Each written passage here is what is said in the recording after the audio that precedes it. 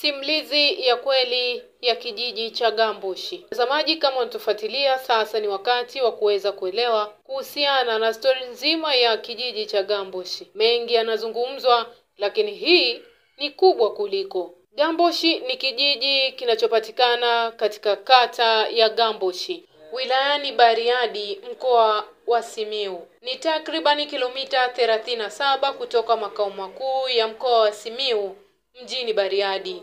Gamboshi sio jina geni sana kwako unaisikiliza simulizi hii, lakini jitahidi mno na kuhakikisha na kuletea ukweli kuhusu Gamboshi. Gamboshi kinatambulika kama kijiji ambacho ndiko makao makuu ya wachawi nchini Tanzania.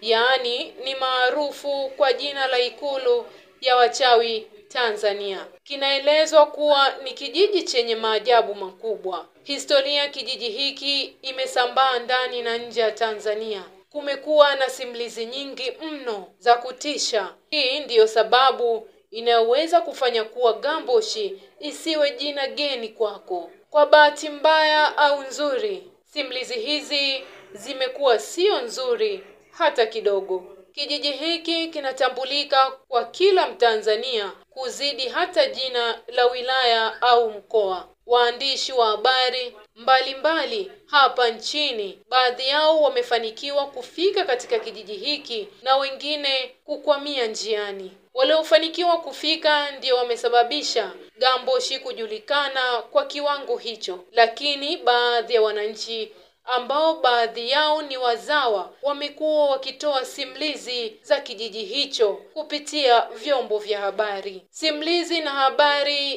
hizo zinaeleza kuwa kijiji hicho kimejaa mauzauza, yaani miujiza. Inaelezwa kuwa ikifika usiku Gamboshi hubadilika, inaonekana kama moja wa mji mkubwa kama Cairo. Nyumba nyingi zimejaa magorofa zaidi ya 50. Mchana kijiji hiki kinaonekana kawaida, mandhari yake ya kawaida kabisa ya kijiji, nyumba za nyasi na fupi, lakini usiku hubadilika. Kijiji kinaonekana kama jiji, taa za wakawaka, jiji linalong'aa. Kutokana na historia ya Gamboshi kuwa ya kutisha na ambayo imesambaa nchi nzima, kuna madai kuwa tangu Tanzania ipate uhuru hakuna kiongozi yeyote wa dini au serikali ambaye amefika, taarifa ambazo si za kweli. Julai 27, 2016 ni siku ambazo wananchi wa kijiji hicho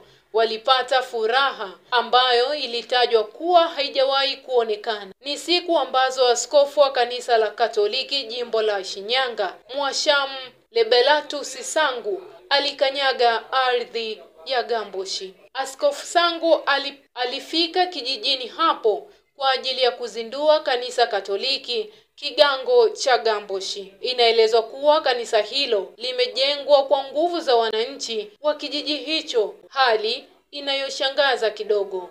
Ilikuwa furaha kubwa kwa wananchi wa Gamboshi mara baada ya kuwasili kwa kiongozi huyo. Wenyewe walisema haijawahi kutokea kiongozi mkubwa wa serikali hata wa dini kufika kijijini hapo. Historia mbaya imekuwa ikiwaandama wanakijiji na kuwafanya kuonekana watu ambao ni hatari. Umati wa wanakijiji hicho pamoja na wanafunzi unafurika kanisani hapo kwa ajili ya kumuona Askofu Sangu, huku wengine wakitamani kumshika hata mkono au nguo zake. Wakati mwingine Askofu Sangu alijikuta amezungukwa na umati, huku wasaidizi wake wakishindwa kuwazuia kutokana na furaha walionayo wakiwa na askofu mwenyewe. Haikuwahi kutokea hata siku moja kabla ya hapo.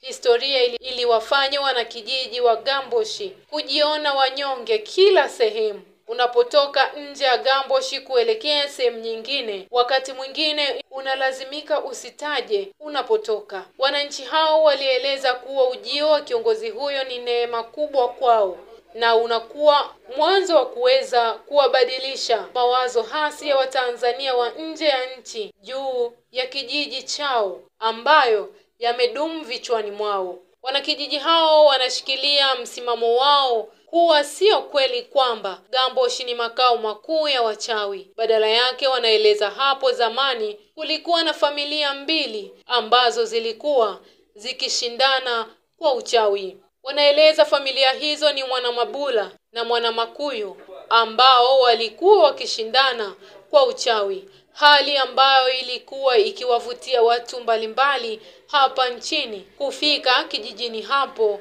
kwa ajili ya kuchukua dawa. Waliokuwa wakichukua dawa ndio walipeleka habari hizo mbaya kwa Watanzania wengine. Tangu zamani hiyo mpaka leo historia haijafutika. Na huu ndo mwisho wa historia fupi ya kijiji cha Gamboshi. Usisahau kusubscribe, like and comment ndani ya Faraja TV Online. Jina langu naitwa Nyambili.